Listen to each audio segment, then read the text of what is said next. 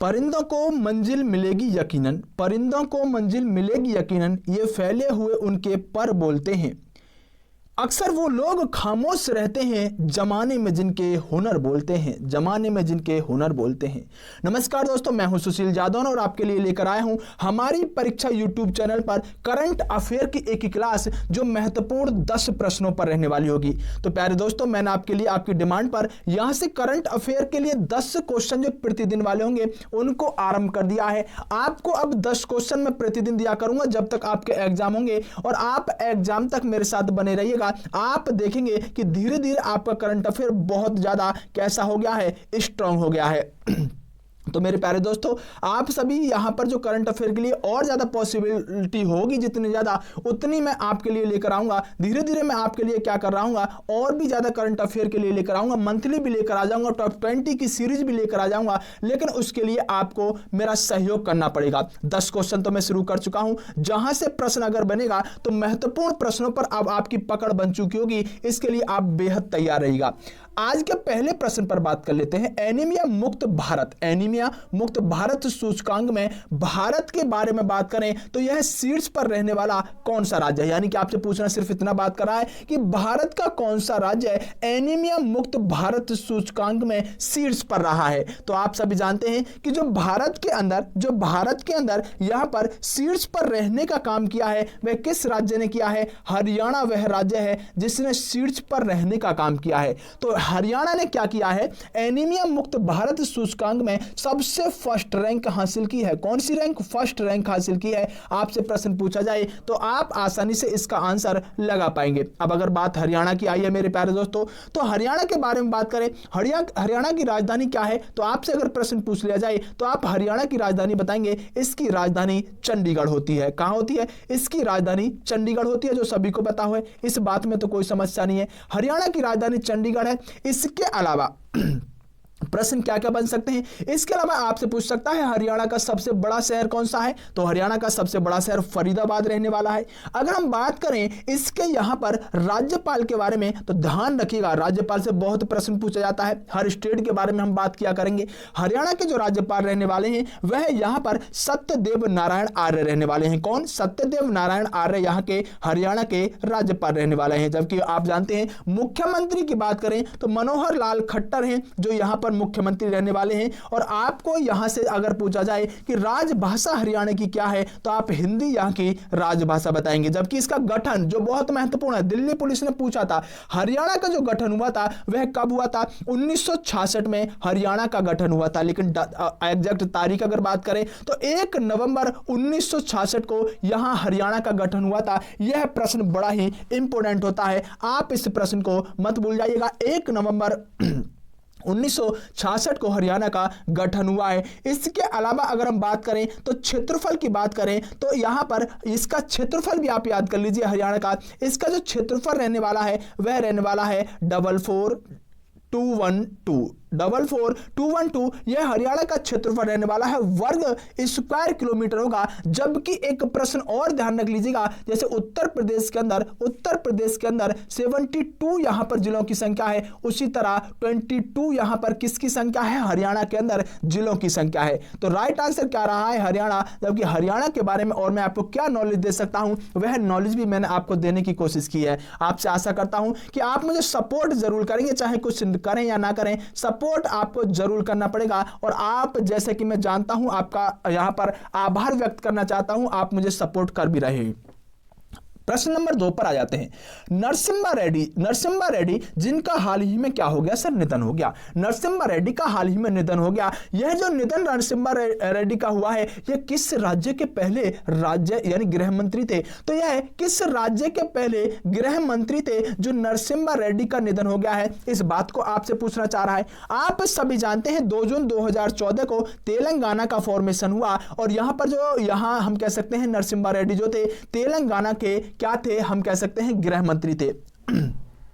अगर तेलंगाना के यह गृह मंत्री थे मेरे प्यारे दोस्तों, तो तेलंगाना के बारे में थोड़ा सा जानना आपके लिए जरूरी हो जाता है। तो मेरे प्यारे दोस्तों देखो, तेलंगाना राइट आंसर, तो नरसिम्हा रेड्डी गृह मंत्री थे, कहां के? तेलंगाना के। लेकिन तेलंगाना के बारे में थोड़ा सा और जान लीजिए, तेलंगाना की राजधानी कहां रहने वाली है? तो तेलंगाना की राजधानी आप सभी जानते हैं कहां पर है? हैदराबाद के अंदर है। तेलंगाना की राजधानी हैदराबाद है।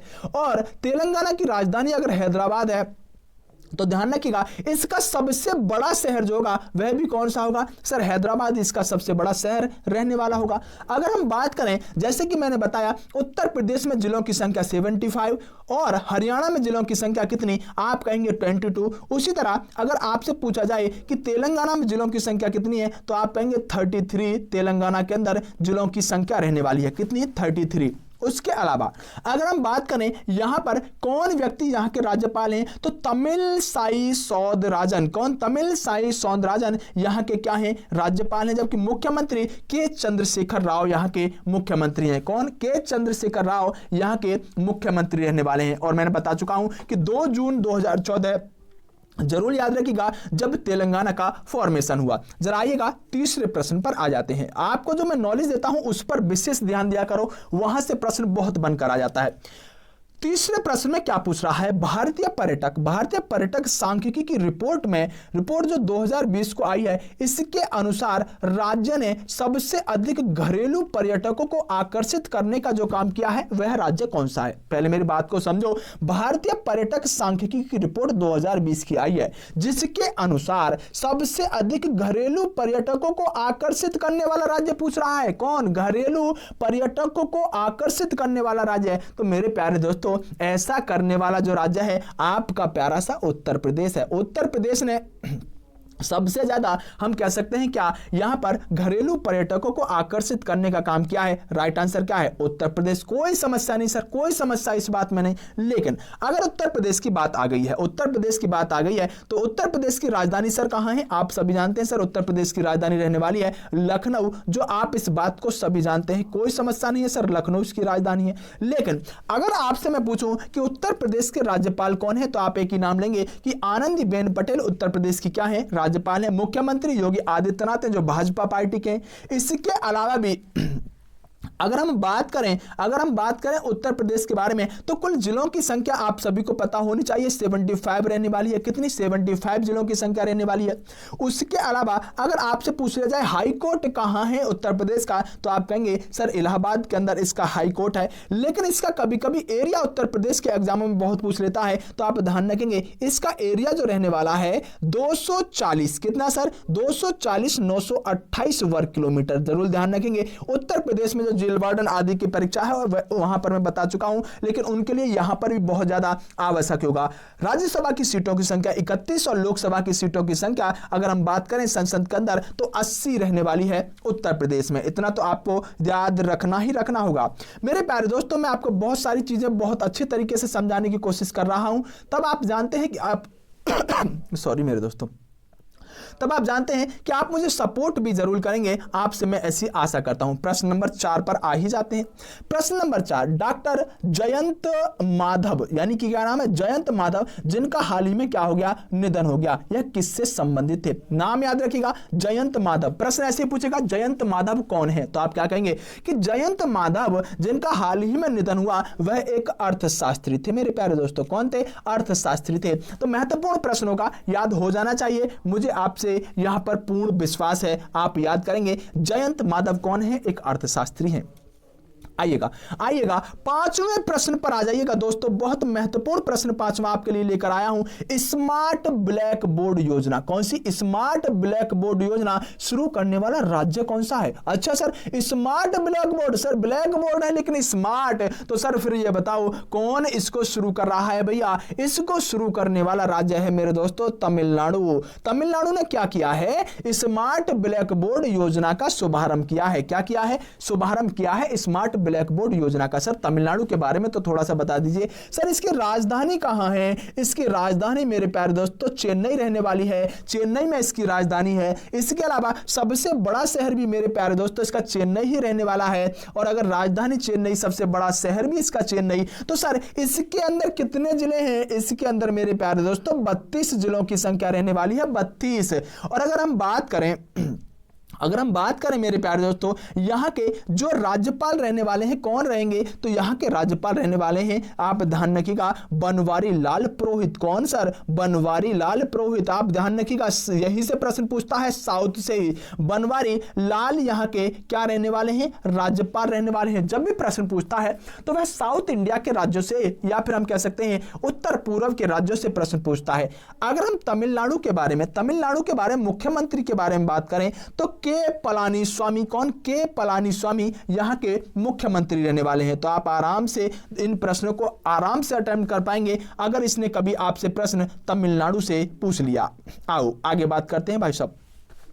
देखो प्यारे दोस्तों, छठे प्रश्न पर जब बात करता है तो हींग, यानी हींग जानते हो ना, सब समझते हो। हींग की खेती किस राज्य ने पहली बार करनी आरंभ किया? क्या बात कर रहे हो सर? हाँ, हींग की खेती पहली बार करने का काम करने वाला जो राज्य है वह हिमाचल प्रदेश है मेरे दोस्तों। कौन सा? हिमाचल प्रदेश ने हींग की खेती पहली बार करना आरंभ किया है। राइट आंसर क्या है? हिमाचल प्रदेश। बिल्कुल भी नहीं बोलोगे भैया हींग की जरूरत पड़ रही है हिमाचल प्रदेश को, है से हींग और है से ही हिमाचल प्रदेश। काम हो गया। चलो आगे आ जाते हैं। हिमाचल प्रदेश की बात आई है तो देखो, सामान्य सी बात है भैया, इसकी जो राजधानी रहेगी कहां रहेगी? शिमला रहेगी। बहुत आसान सा प्रश्न है, शिमला इसकी राजधानी है। अगर बड़ा शहर कहें तो सिर्फ शिमला ही इसका बड़ा शहर है, जबकि जिलों की संख्या टोटल कितनी रहने वाली है भैया? 12 इसके अंदर जिलों की संख्या रहने वाली है। इस बात को आप कभी मत भूल जाइएगा। अगर हम बात करें राज्यपाल, तो राज्यपाल थोड़ा सा दिमाग में रखिएगा, राज्यपाल आपसे पूछा जा सकता है, क्योंकि इसके जो राज्यपाल हैं, इसके राज्यपाल के बारे में आपसे अगर मैं बात करूं तो बड़ा ही अजीब सा नाम रहने वाला है। क्या नाम है सर? बंडारू। क्या नाम है? बंडारू इनका नाम है। और पूरा नाम अगर आप जानते हैं तो पूरा नाम इनका लिख लीजिए।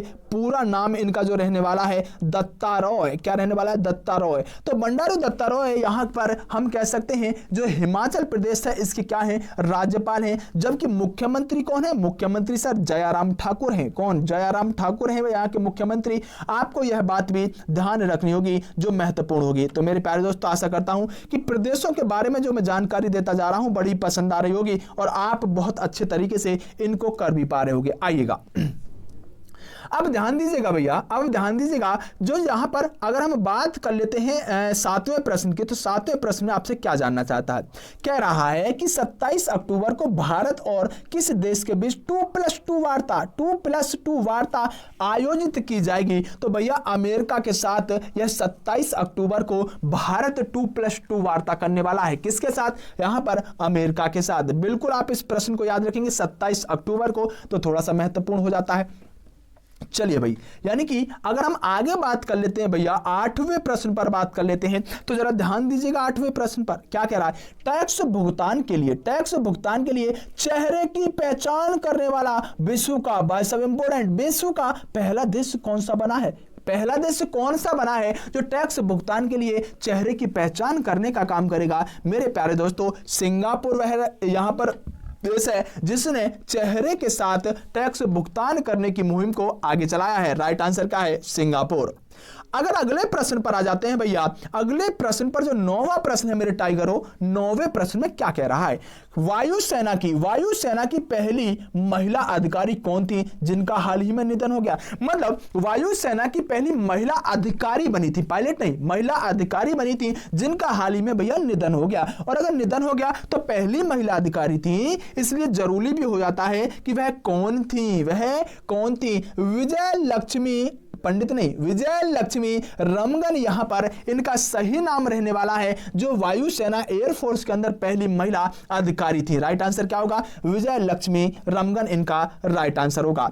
चलिए भैया 10वें प्रश्न पर आ जाते हैं। आइएगा, 10वां प्रश्न बहुत अच्छा सा प्रश्न है, जरा बताइएगा माई अंबर मोबाइल ऐप, कौन सा? माई अंबर मोबाइल ऐप जो टेलीकॉम कंपनी ने लॉन्च किया है, उस टेलीकॉम कंपनी का क्या नाम है? क्या उसका नाम आइडिया है? क्या उसका नाम जियो है? क्या उसका नाम एयरटेल है? तो भैया फिर क्या है? उसका नाम VI है। इसको आप क्या समझ रहे हो भैया? इसको आप वोडाफोन आइडिया समझो, वोडाफोन आइडिया। तो राइट आंसर क्या है भैया?